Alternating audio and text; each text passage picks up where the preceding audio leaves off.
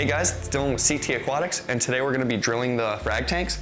So each tank is getting 2 holes drilled, one for the overflow so that the water can flow from the tank into the sump where the water will be filtered. The second hole is for the return line where the water will then be sent from the sump back into each tank.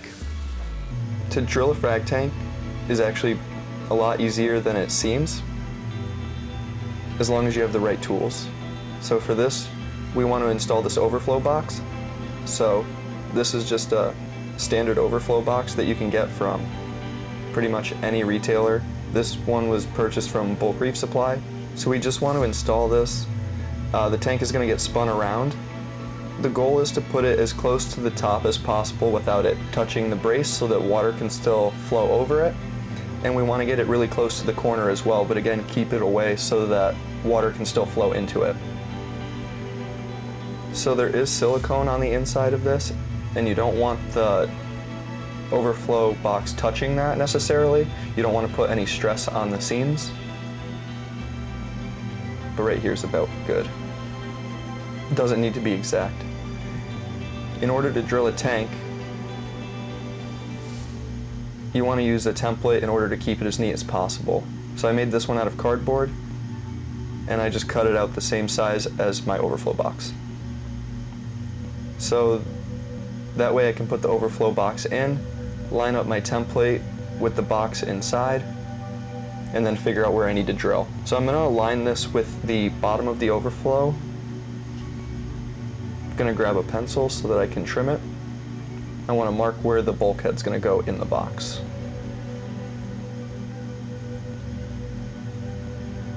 And I want to keep the bulkhead a little bit off of the bottom, maybe about 1/4 inch.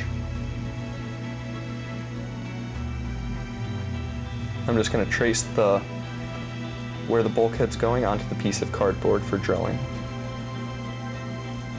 Now we've got our piece of cardboard with the circle.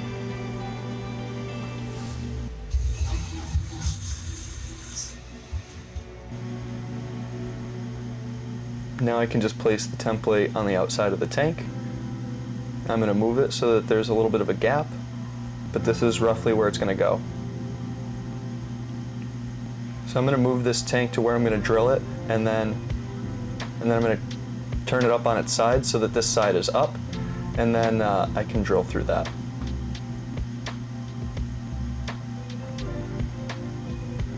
Okay, I'm going to start my drilling of the overflow box. I'm going to start on the box itself because it's the easiest, and if it gets screwed up, at least I haven't screwed up the tank yet. So I'm just going to make sure they line up. Putting the box into the tank, and now I'm going to start drilling.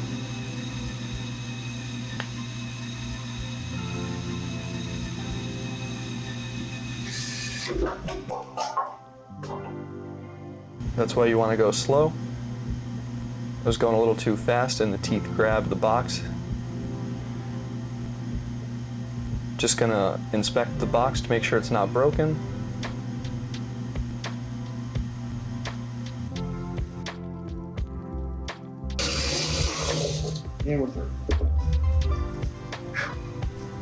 For the glass, we're going to use a diamond coated bit, and I'm going to move back over to the area where I'm drilling the tank.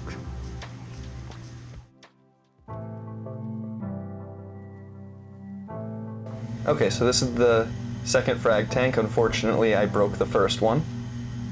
That was yesterday. So I figured out how to remove the center punch from the drill, and now I can go at my second attempt. I decided to put some blue painter's tape on the inside to help prevent anything from falling through. It should catch the piece of glass once I go through. That way it'll prevent my drill from falling through like it did yesterday, because that also caused more damage to the glass.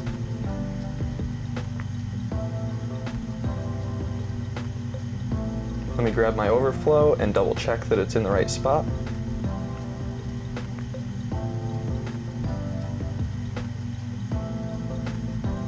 Gonna start the RO drip. And now I'll start drilling again.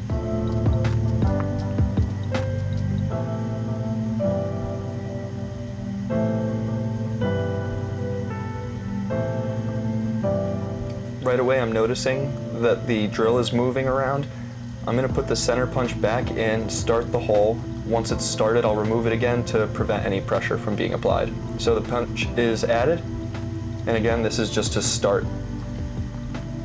Once there's a groove, I'm going to pull the center punch back out.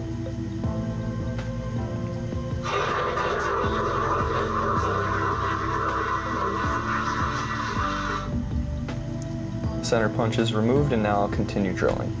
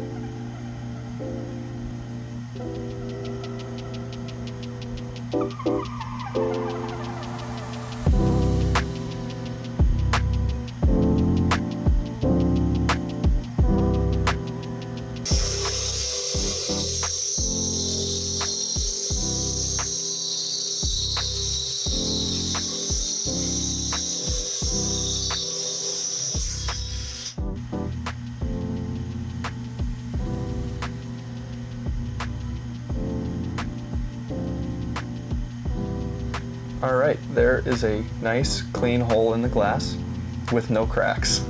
All right.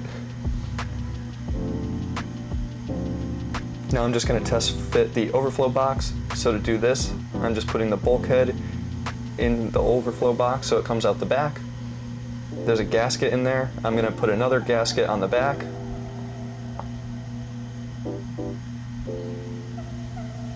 That goes between the tank and the overflow box.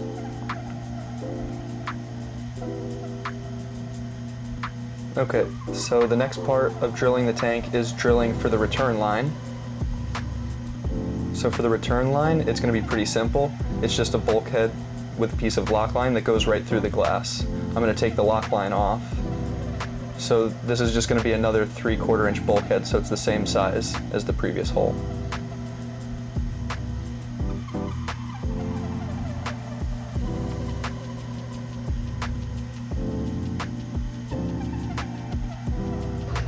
Bulkhead, put a gasket on it.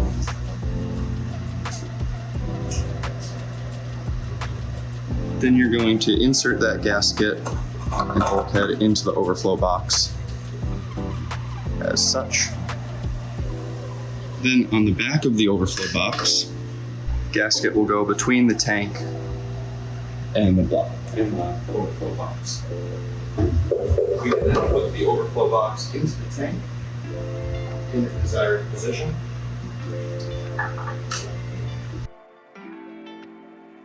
So I did a little bit of painting off camera just to paint the back of the tanks after I drilled it.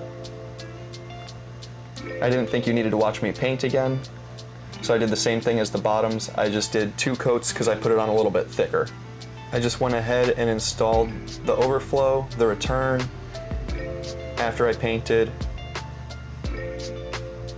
And then I put these plugs in that you can see so that the tanks won't drain all over the floor. Because I don't have the sump ready yet. So this way I can fill the tank and then I can get the sump ready after.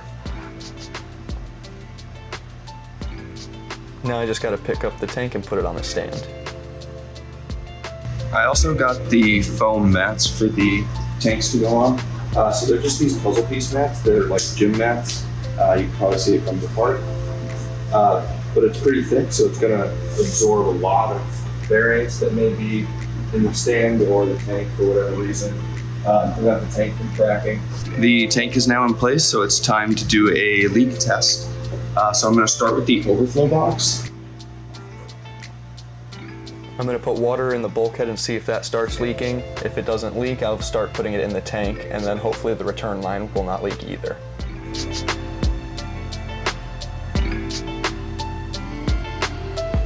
All right, so it looks like the bulkhead is submerged and there's no leaks.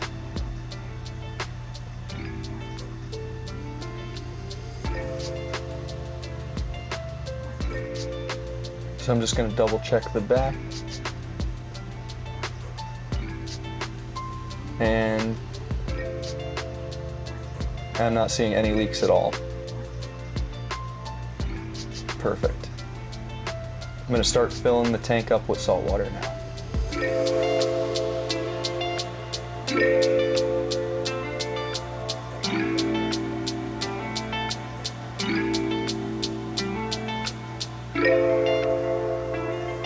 As you can see, we now have the holes drilled on each of the tanks, and the overflow and return line is installed. So again, the overflow is where the water goes from the tank into the sump to get filtered, and then the return line sends the water back into the tank. So thanks for watching, and stay tuned for the next episode. If you like our content, please like, subscribe, and ring the bell for notifications to join us on our journey through the sea.